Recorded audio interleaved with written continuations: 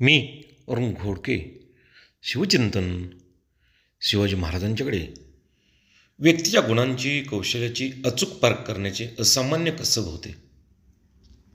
त्याचबरोबर त्या गुणांचा कौशल्यांचा विकास करून त्यांना योग्य संधी देऊन विकसित झालेल्या गुणांना व कौशल्यांना स्वराज्य तसेच सुराज्य स्थापनेच्या कार्यामध्ये भरपूर वापर कसा घ्यावा याचे कौशल्य प्राप्त केले होते.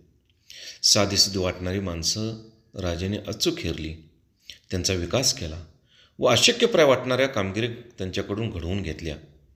मग ते मावळातील बालसवंगडी तानाजी यसाचे असोत, घाटावरचे लवडवये मोरपंत असोत, बहिर्जी नायकासारखा अवलिया गुप्तेर असो की सुंदर हस्ताक्षर असणारे बाळाजी चिटणीस असोत, हिरोजी इंदुलकरांसारखा स्थापत्य असो, कोंडाजी, गोताजी, शिवा, जीवा, रामजी, मुरारबाजी, बाजीप्रभू, मायनाक, लायाजी, दौलत खान असे कितीतरी 18 पगड जातीतील सर्वसामान्य माणसं महाराजांनी अचूक हेरली, घडवली आणि त्यांना असामान्य केले.